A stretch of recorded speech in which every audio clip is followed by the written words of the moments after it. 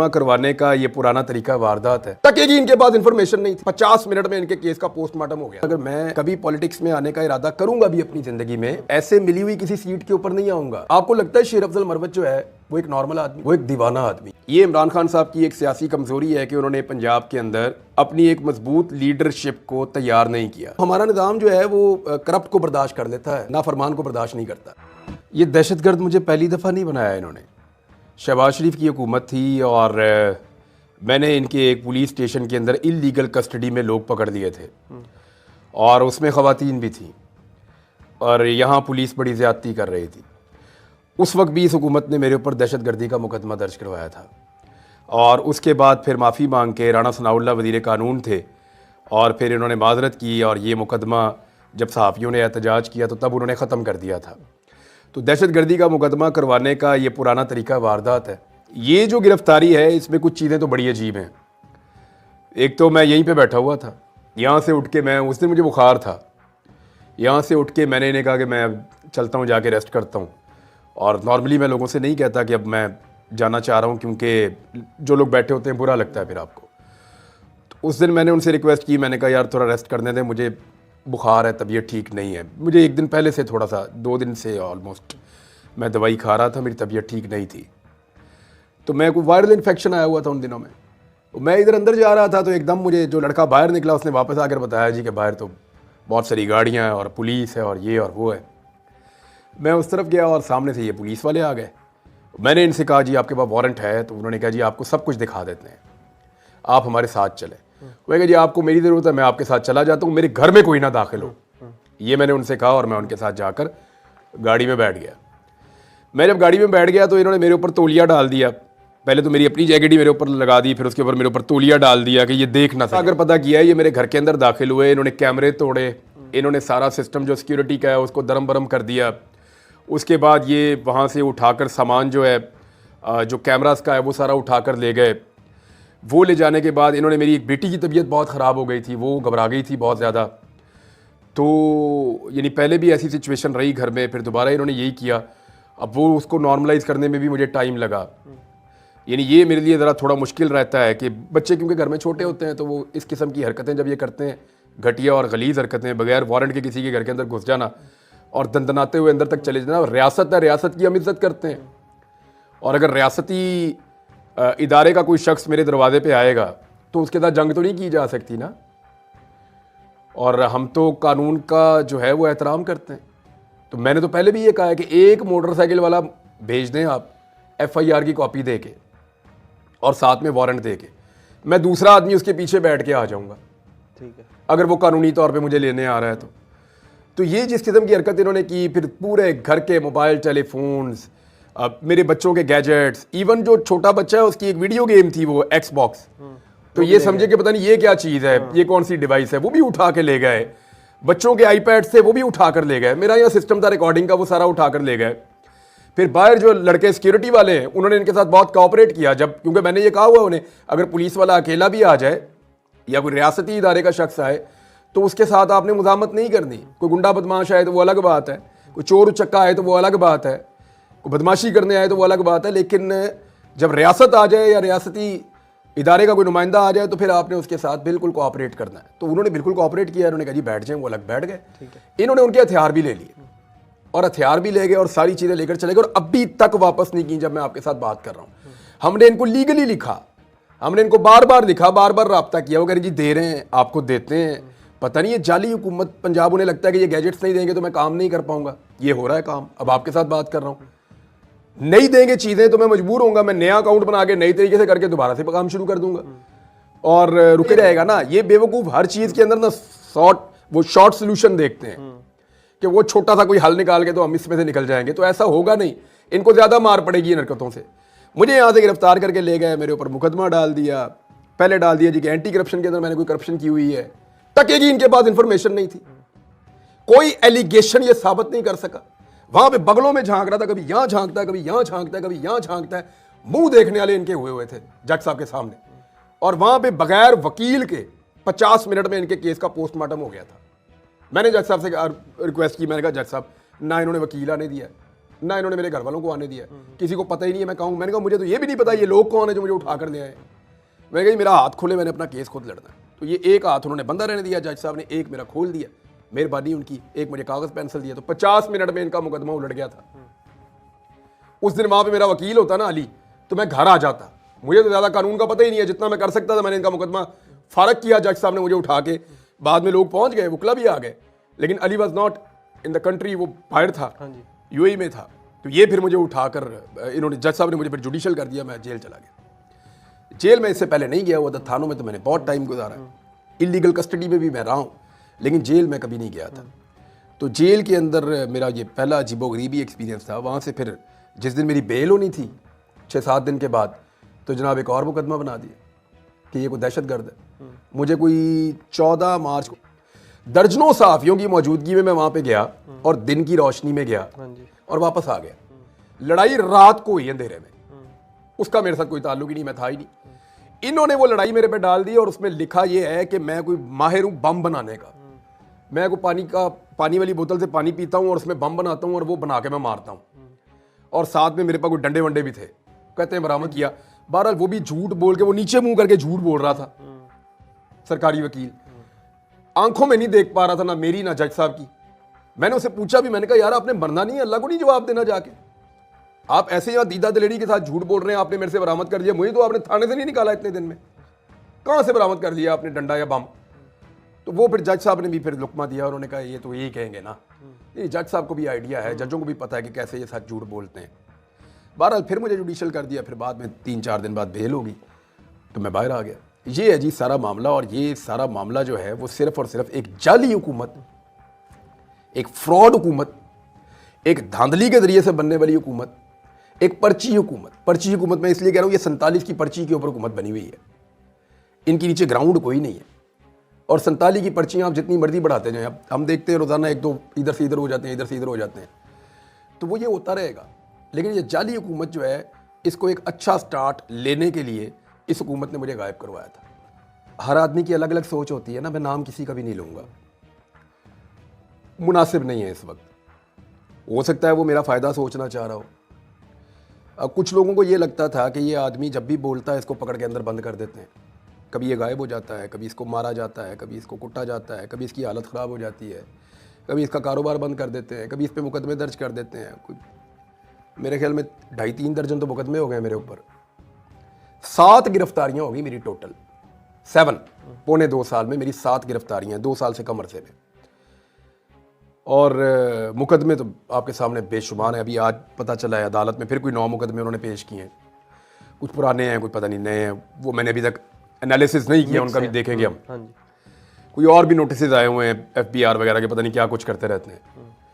बहरहाल ये जो भी है वो, इसके बाद कुछ लोगों को ये लगता था कि इस आदमी को कोई बेहतर प्लेटफॉर्म और मिलना चाहिए। मेरे लिए तो इस दफ़ा ऐसा अजीबोगरीब हुआ कि सहाफ़ियों ने आवाज़ बहुत उठाई, उन सबका बहुत शुक्रिया। एक तो मैं पहले शुक्रिया अदा कर दूँ जितने सहाफ़ियों ने इस्लामाबाद में, लाहौर में, कराची में, बाकी जितने भी शहर हैं वहाँ पे, स्वात में, कोयटा में, पेशावर में, अब मुल्तान में, जहाँ जहाँ सहाफ़ियों ने मेरे लिए आवाज़ उठाई, फैसलाबाद में, मैं उन तमाम का बड़ा मशकूर हूँ। और आम लोगों ने आवाज़ उठाई, उनका भी बहुत शुक्रगुजार हूँ। वकला की बार्स ने हत्ता कि कई जगह के ऊपर जो है वो PMLN के उम्मीदवार वहाँ पे जीते हैं बार्स में, उन्होंने भी मजम्मती करारदादें तक या प्रेस रिलीज तक उन्होंने जारी की, तो उनका बहुत शुक्रगुजार हूँ मैं। कौमी असम्बली के प्लेटफॉर्म के ऊपर लोगों ने आवाज़ उठाई, मैं उनका शुक्रगुजार हूँ। हमारे सोशल मीडिया के जो नौजवान हैं और सोशल मीडिया के जो बड़े नाम हैं, जो लोग सोशल मीडिया के ऊपर जर्नलिज्म करते हैं, मैं उनका बहुत शुक्रगुजार हूँ, तमाम दोस्तों का, तमाम अहबाब का। मैं उन सहाफ़ियों का बहुत दिल से शुक्रगुजार हूँ जो लोग मेरे पीछे अदालत आए और अदालत में कई कई घंटे खड़े रहे और इंतज़ार करते रहे, और उनका भी शुक्रगुजार हूँ जिन लोगों ने मेरे साथ इज़हार यकजहती किया या मेरे लिए आवाज़ उठाई। तो तमाम सहाफ़ियों का, वकला का, सिविल सोसाइटी का, पॉलिटिशियंस का, मैं सबका शुक्रिया अदा करता हूँ। उन पॉलिटिशियंस का भी जिन्होंने कौमी असम्बली के या सेनेट के प्लेटफॉर्म के ऊपर आवाज़ उठाई कि इसको आज़ाद करें आप। मेरे लिए भी आवाज़ उठाई, बाकी सहाफ़ियों के लिए भी आवाज़ उठाई। इस्लामाबाद से एक सहाफ़ी गिरफ्तार हुए थे, शुक्र है कि वो अब रहा हो गए, उनके लिए भी आवाज़ उठाई। तो उन सबका मैं दिल की गहराइयों से मैं शुक्रिया अदा करता हूँ। अब कुछ लोगों को ये लगता था, कुछ लोग मेरे करीबी हैं, कुछ लोग मुख्तलिफ पॉलिटिकल पार्टीज़ के हैं, तो उनको लगा कि इसको सेनेट में या कौमी असम्बली में जाके बात करनी चाहिए।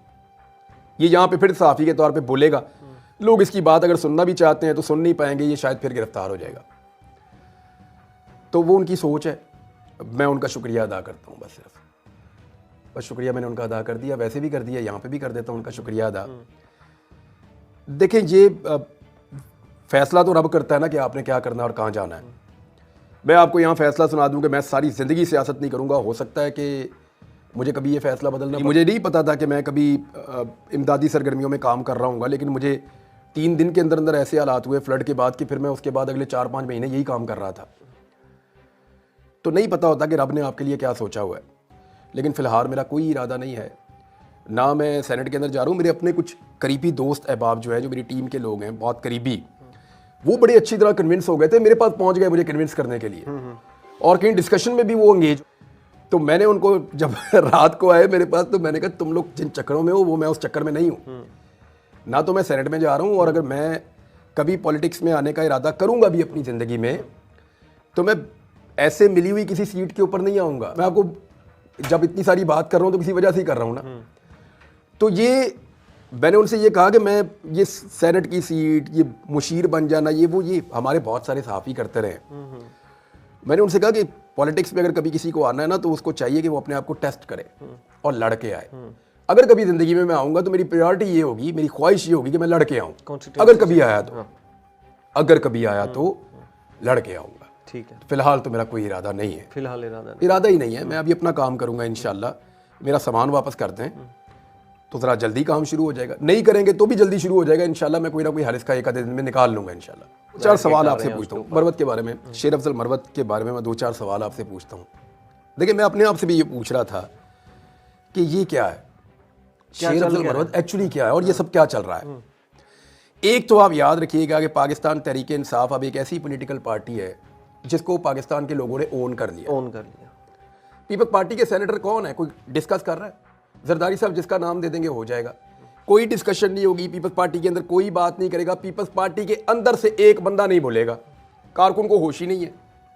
पीएमएलएन का नवाज शरीफ फैसला करेंगे कौन कौन सेनेटर बन रहा है और वो सेनेटर बन जाएगा। पीएमएलएन के अंदर उसका कारकुन कभी इसके ऊपर झगड़ा लड़ाई नहीं करेगा। पीटीआई का एक एक कारकुन एक एक सीट पे नजर रख के बैठा होता है। ये है पॉलिटिकल अप्रोच और अवेयरनेस। सिर्फ एक जमात है पाकिस्तान तहरीक इंसाफ जिसका कारकुन नजर रखता है कि कैबिनेट में कौन जा रहा है और किसको जाना चाहिए। तहरीक इंसाफ का कारकुन ही सिर्फ राय देता है कि ये सेनेट के लिए हकदार है और ये नहीं है। और किसी पार्टी का आपने सुना है आज तक? नहीं, और नहीं। यानी नून लीग के आपने कारकुनों ने कभी सुना है कि ना इसको क्यों नहीं मिल रहा तो इसको क्यों मिल रहा है? कभी कहा उन्होंने ये बात? नहीं कहेंगे, कहते नहीं है।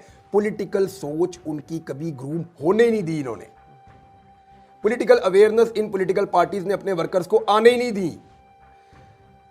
भुट्टो साहब ने, जुल्फिकार दी भुट्टो ने पीपल्स पार्टी के जियाले को आवाज दी थी, जुबान दी थी। वो बड़ी मुश्किल से इतने साल लगा के इन्होंने छीनी है। अब पीपल्स पार्टी का जियाला भी नहीं पूछता किसको दे रहे हैं टिकट, किसको नहीं दे रहे। पीटीआई का टिकटों का बात होगा, कारकुन लड़ पड़ेगा, अपनी ओपिनियन देगा।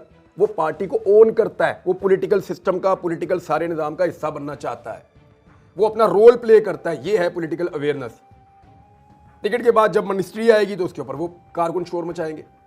अब सेनेट की निश्चितों के ऊपर सिर्फ एक पॉलिटिकल पार्टी है जिसके अंदर सारी डिस्कशन चल रही है, पीटीआई। हालांकि उनकी सीटें भी कम है, फिर भी रोला पड़ा हुआ है। वजह, इनका पॉलिटिकल कारकुन बहुत ज्यादा पॉलिटिकली अवेयर हो चुका है, वो अपनी मर्जी बोलना चाहता है।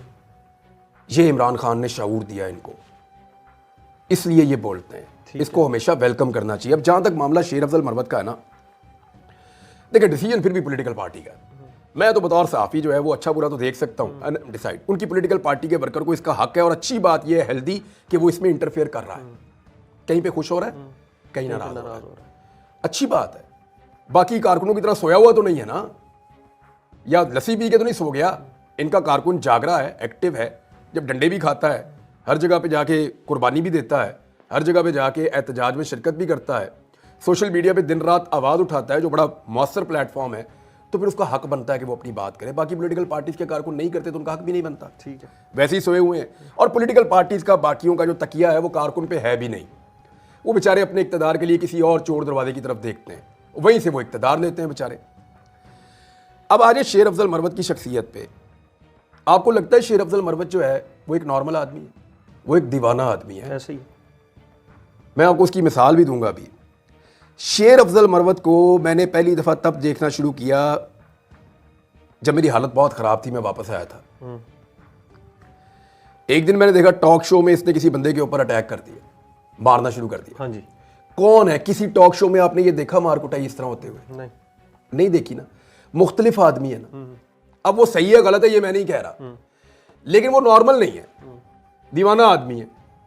जिस वक्त सारी की सारी पाकिस्तान तहरीक इंसाफ की क़यादत मजबूर थी छुप जाने पर, या जानबूझकर रूपोश थे या मजबूर होकर रूपोश थे, या वो बहुत ज़्यादा ख़तरा महसूस कर रहे थे, उस वक्त एक आदमी हर जगह पे निकल रहा था। मैंने खुद देखा। शेर अफजल मरवत। आप उस पर जो मर्जी इल्ज़ाम लगाएं, मैंने देखा वो हर शहर में निकला, उसने इतनी सारे लोग निकाले, वो एक पूरी वेव बनाने में कामयाब हो गया और इमरान खान ने उसको सपोर्ट किया था उस वक्त। देखें, था तो वो इमरान खान की सपोर्ट से, लेकिन वो रिस्क ले रहा था कंटिन्यूसली। हाँ जी। वो कराची में गया, जो हालात हुए, पंजाब में आया, पंजाब की क़यादत ने मुझे ऐसा लगा उसको घास ही नहीं डाली। हाँ जी। और यहाँ पे उसकी दाल नहीं गलने दी गई, यहाँ उसको आने नहीं दिया गया, यहाँ से उसको वापस जाना पड़ा। लेकिन केपी में उसने एक ऐसी वेव चलाई जो वेव बाकी सूबों में ट्रांसफ़र हुई वक्त के साथ साथ।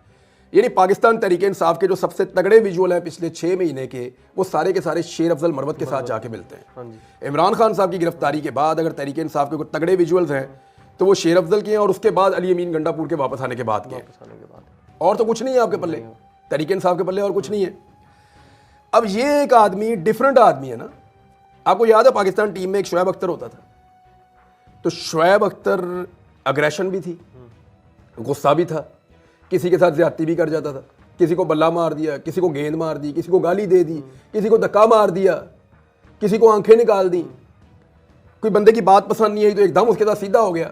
लेकिन इसके बावजूद सारे उसको बर्दाश्त करते थे। क्यों? उसका कोई रिप्लेसेबल नहीं था ना, उसका कोई देखिए alternate ही नहीं वो था। एक था ना, वो भी दीवाना था। उसके जैसा आपको मिल ही नहीं सकता कभी जिंदगी में। आप जितना मर्जी ढूंढ के ले आए, आपको शुएब अख्तर मिलेगा ही नहीं। दीवाना भी था और करप्ट भी नहीं था। हाँ, वो मारता था गेंद रख रख के, ऐसा जबरदस्त उसने वर्ल्ड रिकॉर्ड बना दिए। तो शुएब अख्तर तो एक बहुत बड़ी एक्सेप्शन है। इसी तरह एक पॉलिटिकल एक्सेप्शन जो है वो आप शेर अफजल को कह सकते हैं। लेकिन लोग इस आदमी ने इतनी लड़ाई लड़ी, अब आ गए नॉर्मल हालात। नॉर्मल हालात मीन ये कि इलेक्शन हो गया ना। इलेक्शन होने के बाद अब पाकिस्तान तहरीक इंसाफ ने या कारकुनों ने सामने दीवार के ऊपर लिख दिया बहुत बड़ा बड़ा करके डिफीट, शिकस्त उन्होंने लिख दी दीवार के ऊपर। अल्लाह रब्बुल इज्जत ने लिखी है, लेकिन अवाम ने वोट डाले, शिकस्त को दीवार के ऊपर लिख दिया। अब कोई आज पढ़ ले, आज पढ़ ले, साल बाद पढ़ ले, साल बाद पढ़ ले, 5 साल बाद पढ़ ले, 5 साल बाद पढ़ ले। शिकस्त दीवार के ऊपर लिखी जा चुकी है, पत्थर पे लकीर है। सबने देख लिया कौन जीता कौन हारा है। हुकूमत किसी की भी बने, वो छोड़ दें आप। मामला ये है कि शेर अफजल मरवत ने क्या अपना रोल प्ले किया या नहीं किया उस सारे सिनेरियो में, मैं ये आपसे पूछता हूं। नॉर्मल आदमी नहीं है भाई, वो अपनी तबीयत को कैसे बदल ले। अब जब सारा कुछ हो गया है, लड़ाई खत्म होने के बाद या एक नए फेज में दाखिल होने के बाद, आप ये सोचते हैं कि शेर अफजल मरवत भी उसी तरह रिएक्ट करे चीजों के ऊपर जैसे हमाद अदर करते हैं, तो वो नहीं कर सकता ना। दोनों लोग अलग अलग हैं। हमाद अदर नॉर्मल आदमी है भाई, उसको पता है मैंने गिरफ्तार नहीं होना, वो आपको नजर ही नहीं आया पिछले 10-11 माह के अंदर। हमाद अदर कहाँ है? आपको कहीं नजर, पंजाब का प्रेसिडेंट है ना। हाँ जी। 10-11 माह में वो कहीं नजर आया आपको? नहीं। वो एक ट्वीट करता है फलां जगह एहतजाज करो, लोग वहां पहुंचते हैं, पुलिस पहले पहुंची होती है, बंदे गिरफ्तार हो जाते हैं। ये वो पंजाब चला रहा है बस। हमाद अदर। शेर अफजल मरवत जो है वो खुद जाता है, जाके वहां खड़ा हो जाता है, सबसे पहले कारकुनों को भी ले आता है, डंडे भी खाता है, लड़ाई भी होती है, आंसू गैस होती है, जो भी होता है वो मुकाबला करता है। मामला ये है कि अगर मैदान के अंदर शेर अफजल मरवत जो है वो मुख्तलिफ आदमी था, एबनॉर्मल हालात में उसने अपनी सलाहियतों से एक एबनॉर्मल किस्म की सिचुएशन में उसने सर्वाइव किया, अब आप कैसे कह सकते हैं कि वो नॉर्मल हो जाए? भाई वो कभी किसी से लड़ेगा, कभी किसी को उल्टी बात करेगा, कभी किसी बात का गलत जवाब दे देगा, कभी किसी बात के ऊपर किसी के गले पड़ जाएगा। आपको बर्दाश्त करना पड़ेगा। जो लड़ाई उसने लड़ी है ये नॉर्मल आदमी लड़ ही नहीं सकता। जो काम उसने किया है ये नॉर्मल आदमी कर ही नहीं सकता। और अगर आप उसको नॉर्मल आदमी बनाना चाहते हैं तो फिर वो काम उससे नहीं लेना था जो उसने किया है। तो मेरा ये मानना है, देखिए मैं उसको आज तक मेरी जिंदगी में उससे मुलाकात नहीं हुई शेर अफजल मरवत से, लेकिन मैं दलेर आदमी की इज्जत करता हूँ। वो दलेर आदमी है, मैं उसकी इज्जत करता हूँ। वो नॉर्मल आदमी होता ना तो ये सारा कुछ ना करता, क्योंकि वो एक नॉर्मल आदमी